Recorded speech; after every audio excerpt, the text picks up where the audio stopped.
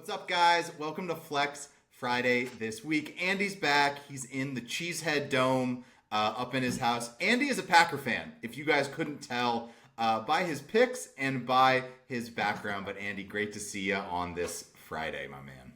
Hey, thanks for having me, baby. Straight out of the gym, the mind is clear, the body is ready to, get to work on flexing this Friday. So... Yeah, I mean, I just got done taking a bunch of Pepto after watching that game last night. So I am ready to go for some picks for this weekend, hoping to be a little more positive. So my just condolences to everyone who sat through that game with me last night. We all felt the same feelings. But today's video, Flex Friday. Hopefully you guys have been here to the channel before. If you haven't, Andy and I are going to give you some flex picks, some QB and tight end streamers. These guys are kind of on the edge of, do I start them? Do I sit them? They're flex choices. They're not start sits. And then streamers are, kind of QB 10, tight end 10, and deeper. We're not doing obvious start sits. So Andy's going to get us kicked off today. The little engine that could, the wide receiver for the week, Andy, coming out of an offense that might be good now. Hey, I mean, we'll see. They definitely looked a lot better last week with Drake May starting. 3 touchdown passes, pretty great. And Pop Douglas over here, 6 catches, 92 yards, and a tug against the Texans, who have a good defense. And that slot receiver safety blanket should be here again versus the Jags. I mean, last week we saw what Keenan Allen and Cole Kmet did against the Jags. Unfortunately, Roma Dunze was my pick on this show. But, I'm going with the slot receiver this week in this matchup. Douglas has ran routes out of the slot, the 3rd highest rate in the NFL. About 75% of the time he lines up, he's in the slot. And the Jaguars, 32nd best, aka the worst, at defending against the slot. I mean, he's available in 44% of leagues on Sleeper. There's a chance if you need somebody, you can go pick him up right now. But I think he's going to have a big game this week. Yeah, I mean, he was basically on waivers for everyone to add earlier this week. I bet he got added in most leagues, but like you said, most leagues does not mean every league. So if he's there, go snag him and play him. Like Andy said, I mean, the matchup seems to be a great matchup. What's funny looking into this is you basically have like the worst passing defense against one of the worst passing offenses, but the 1-game sample size of the Patriots offense with Drake May, I think, looks a lot better than they kind of looked under Brissett. So I'm with you, man. I think Pop Douglas was a guy I was considering for my list. And I like guys that get targets. I really do. I talk about that a lot on our show here. I just like guys that get targets. So if I'm watching the game, they look involved. And at least if they get their target numbers, I can go to the grave knowing that, hey, he got 8 targets. Maybe it didn't work out every single week, but I picked a guy that was involved in the offense. Who I'm going with for my first pick of the week, another wide receiver, going over to a great-looking game for the week, Minnesota, Detroit. I'm going Jordan Addison. Jordan Addison's one of those guys where you're going to have some down weeks, you're going to have some up weeks. He had an up week a couple weeks ago when Andy picked to play him. He had a down week last week. I'm going back to Addison. Detroit's passing defense has been interesting. They allow some big plays. Their stats are a little better than you would think, but also these games can really be shootouts when you play Detroit. Minnesota coming off the bye, Minnesota at home, Minnesota in a big division game. I'd expect these offenses to be flying a little bit. And we all know Justin Jefferson's going to get the attention. That kind of seems to be when Jordan Addison gets his TDs in these games. I mean, division games, Addison tends to show up a little higher. We went over a couple episodes ago. Andy put a lot of stats about how Jordan Addison has good games against the Packers. It's the same reason.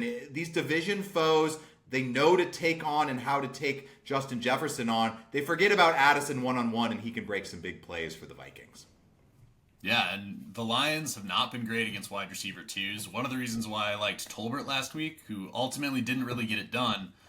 But, the Lions had an ineligible player grudge against those Cowboys last week, and they were just going to shut them down. Dan Campbell was in full kneecap biting mode, and I think the Vikings are going to have to score points in this game. I think the Lions, they're going to be fired up to try and win one for Hutch. This is going to be a fun, I think, offensive game, even though there are 2 pretty good defenses out there. Lions have been great against the run, so the Vikings are going to have to pass to move the ball. Like you said, Jefferson's going to be covered. He's still going to get his, but Addison's going to have a lot of opportunity. So moving on to Andy's next player for the week, rookie wide receiver on one of the double Monday night games. A great Monday, man. I don't know if you guys hate it or love it, but I love the double Monday games because I am just an addict and I would love to watch it. But Ladd McConkey's been coming on in the Chargers offense kind of the last couple weeks. Andy, what about this specific matchup do you like for Ladd? I went a little hard on rookies last week, but I still can't help myself this week. The Chargers, they get to play the Cardinals. The Packers absolutely torched them through the air last week. 4 touchdowns passes for Jordan Love. What's up? The Cardinals are allowing the 3rd most points to the slot, which is where Ladd primarily operates. 3 out of 4 of Green Bay's passing touchdowns went to guys lined up in the slot last week. He's the target leader on this team. He's tied with Josh Palmer for the most red zone targets.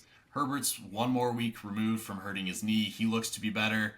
I mean, we got Harbaugh coming back from having some health complications. I feel like the team's going to be fired up for him as well. I think this is a game where this Chargers offense is going to be able to move the ball, I think, both on the ground and through the air. And I like McConkey. If he's out, I'm happy to play Josh Palmer. He hasn't been great. He's missed a week. But somebody's going to be catching some passes because this secondary and pass D for the Cardinals is just too weak to not allow it. Yeah, I wouldn't say the Chargers are an elite passing offense at the time, but he is their go-to guy when you watch their games. He's the 3rd down guy. He's gotten some red zone targets. And like you said, betting high-scoring games, high over-unders tends to over time be the correct play, especially for these flex plays where you're having to dig a little deeper on picking who to play each week. So moving on to my next player for the week, we're going with a running back. This guy may have the award for the most talked about player on my YouTube channel in the last year. That's going to be Chase Brown, running back for the Bengals. I've been hinting at Chase Brown taking over the backfield for a couple weeks now in a lot of my reaction videos, and it full on happened last week. He finally outsnapped Zach Moss, which I think is a big deal. Chase Brown had been semi-productive even while not outsnapping Zach Moss. But Zach Moss, couple mistakes early in the game. They really gave it over to Chase Brown. And what I loved about seeing Chase Brown take over is not only is he more explosive, but Chase Brown, this may seem like a negative, but I'm going to spin it into a positive. Chase Brown had a big fumble in the end of that game that almost really cost him. They got the ball back, and Chase Brown was still out there. And to me, that seems like he is the guy for them. I think if you're wishy-washy on your running backs, you're going to switch and rotate after a big play like that. But Chase Brown still being out there for me is great. And this hasn't even talked about the matchup yet, which is a great matchup for the Bengals going against the Browns. Not a good rushing defense, just not a good team in general. Some of these games against the Browns have turned into absolute blowouts, and it's got a chance with the Bengals offense, which can put up some points.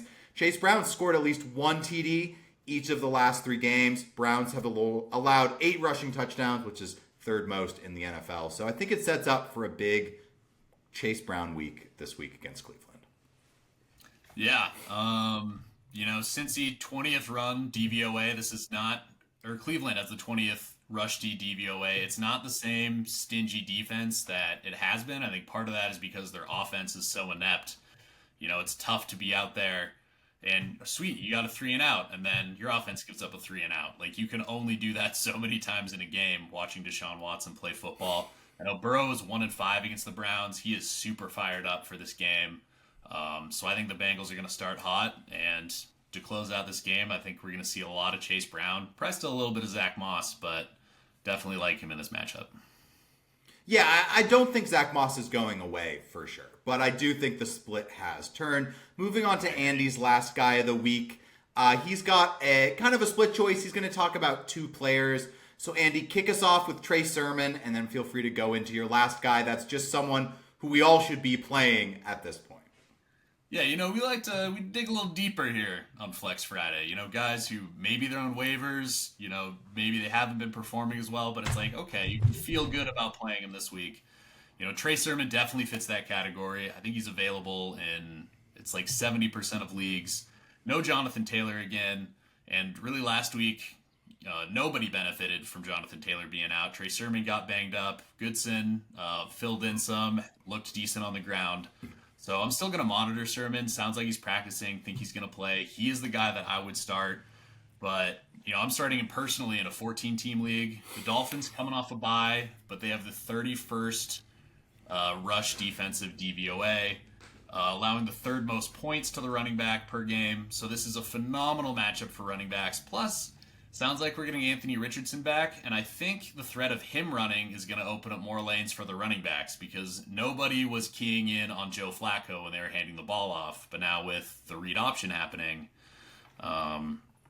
you're going to have to keep somebody watching Anthony Richardson, so that might make it a little bit easier for Trey Sermon. And then the other guy, start Kareem Hunt. He's only being started in 55% of leagues right now, which, unless you have an absolutely stacked team, like coming off a bye, and this San Francisco defense, kind of like the Browns, they're not the same amazing defense that they have been. They're still good, but I think they're 14th DVOA versus the run, so just an average run defense. And the Chiefs, losing their wide receivers, we saw it in their last game, Kareem Hunt getting all those carries. They run the ball, play smash mouth football, play good defense, and in the 49ers losses, that's how the other teams have beat them. The Rams pounded the ball, Kyron Williams had a couple of touchdowns, Cardinals ran the ball well against them, the Vikings ran the ball well against them. So I think we're going to see a lot of Kareem Hunt this week. Unless your team is a monster, put him in your lineup.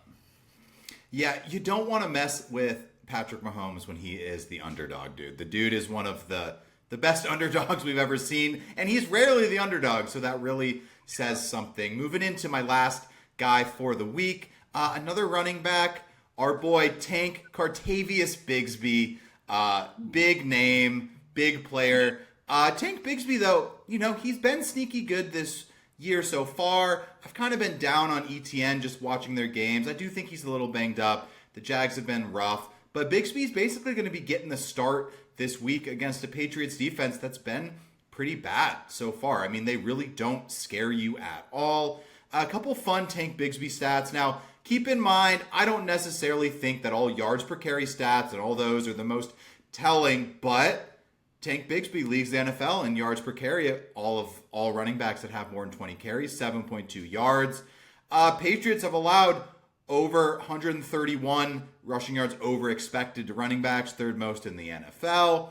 Bigsby has 143 yards over expected, which is tied for third most among running backs. All these stats are aligning for, I think, Tank Bigsby to probably make a big run, have a good game this week in London in what could maybe be a high-scoring game. I don't know. It's like sometimes two bad teams create a high-scoring matchup. I could kind of see that with the Jags New England game this week. But Andy, anything to add with Tank Bigsby, or just throw him in your lineup?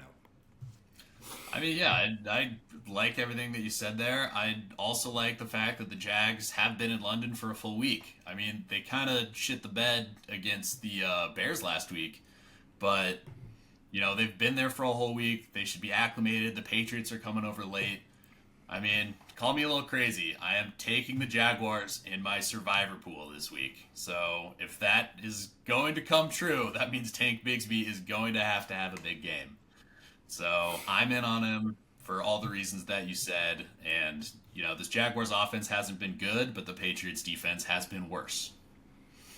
So moving on to part of the show we do every week, a little accountability from last week. I'm going to bring it up on the screen, quickly go over it. Our week 6 picks, Andy went with Tolbert, Odunze, Braylon Allen, Drake May, Cade Otton. Andy went 2 for 4 last week, Tolbert being a wash, Odunze and Allen having not the best weeks, Drake May and Cade Otton being hits. I as well went 2 for 4, Wandale, Eckler, Calvin Ridley, Caleb Williams, and Dalton Schultz. Caleb Williams being QB1 overall, huge hit. Eckler had a good game. Wandale only got you 10, so he's a push.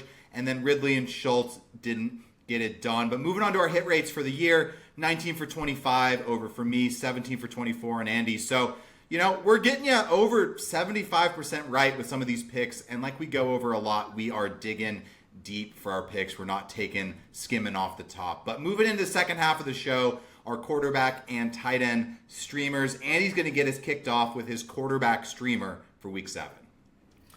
Yeah, we're going with Matthew Stafford coming off the bye, owned in 34% of leagues. He might get his favorite breakfast buddy back in business with Cooper Kupp coming on back. Hopefully, definitely like him a lot more if Cooper Kupp is playing. Still willing to start him if he's not.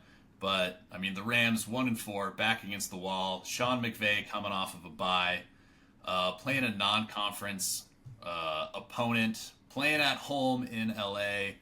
And that Raiders team just traded their best offensive player. Looks like Jacoby Myers is going to be out. So I feel like McVay's going to be in his bag, scheming up some fun things for this offense to do.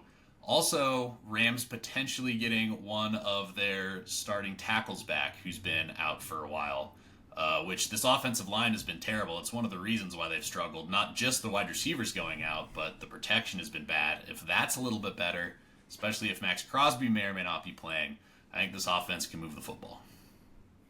Yeah, I mean, good coaches coming off of bye weeks is something I love to target every season. We talked about it with Jordan Addison earlier. You know, you get an offensive coach coming off the bye week. They're going to scheme some stuff up. And just like Andy said, man, if the breakfast buddy's back, I love it. I still think I would roll with it even without Kupp because I just think they're going to score some points against the Raiders.